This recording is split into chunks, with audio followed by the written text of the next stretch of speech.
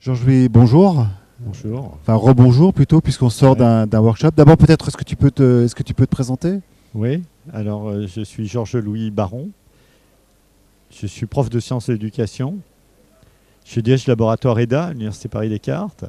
Et j'ai derrière moi un long parcours de recherche en éducation, puisque j'ai dirigé pendant un moment un des départements de l'INRP, du défunt INRP, qui a maintenant été remplacé en somme par l'IFE. Voilà. Et je travaille depuis bien longtemps sur les technologies et l'éducation.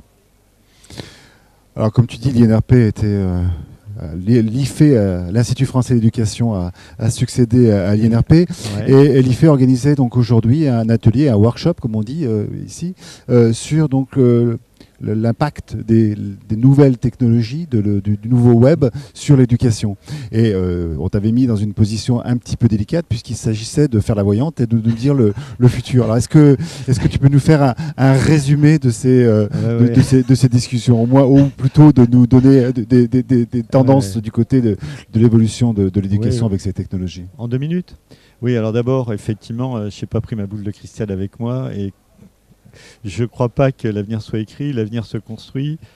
Et l'avenir se construit en fonction des tendances lourdes qu'il y a maintenant, des signaux faibles. Et c'est à ça qu'on s'est intéressé il y a quelques années. Et finalement, qu'est-ce qu'on a trouvé? On a trouvé que parler de l'avenir, ça n'a pas beaucoup de sens si on ne précise pas de quel avenir il s'agit. D'abord, c'est bien connu depuis longtemps d'ailleurs. Nous, on travaille à l'échéance de 20 ans. Et l'échéance de 20 ans, c'est suffisant pour que ce soit un petit peu loin, pour que les choses changent, mais pas trop loin, pas trop loin, quoi. On peut quand même essayer de prévoir. Et on a mené un atelier de réflexion prospective qui a été financé par l'Agence nationale de la recherche, qui s'appelait Préa 430.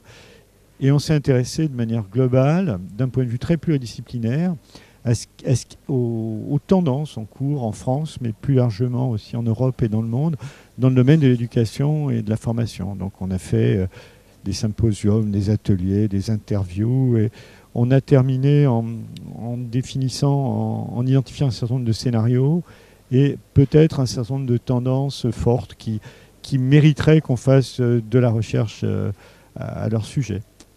Alors ces scénarios... on n'a pas trouvé de choses qui soient radicalement nouvelles. Hein. Le premier, c'est un scénario d'éducation à la carte, mais qui correspond aussi à un scénario finalement de McDonaldisation, de fast learning, enfin un apprentissage rapide. C'est un scénario tendanciel possible.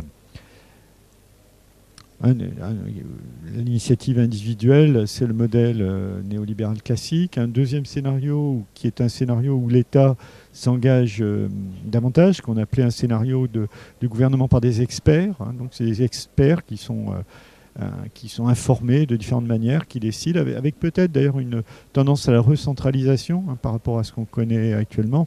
La France a été l'objet d'une décentralisation qui est vraiment importante. Hein.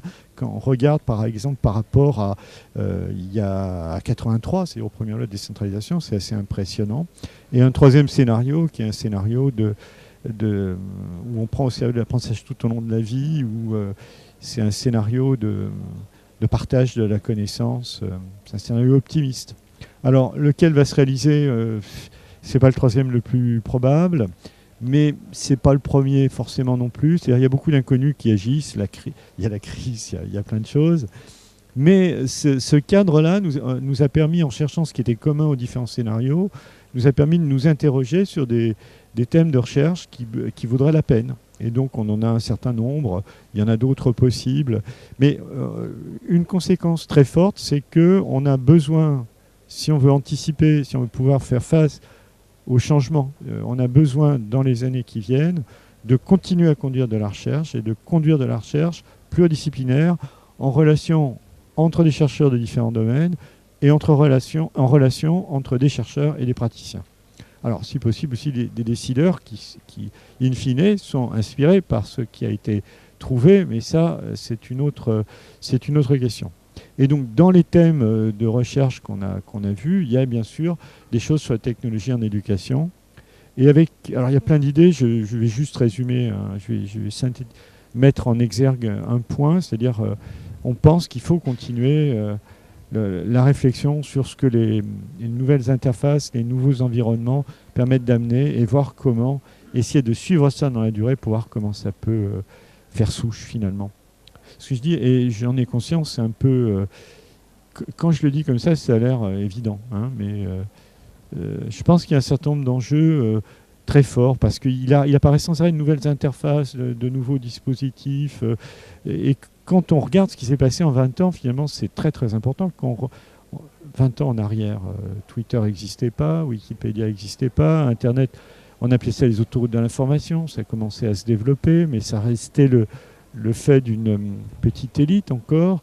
Et voilà, l'idée, c'est qu'il y a besoin d'interroger. Et alors, effectivement, dans les modalités de recherche, on a le sentiment qu'il y a un enjeu assez fort à essayer de comprendre dans son épaisseur ce qui se joue, c'est-à-dire ce qui va au-delà des coupes histologiques que l'on peut faire quand on fait une expérimentation.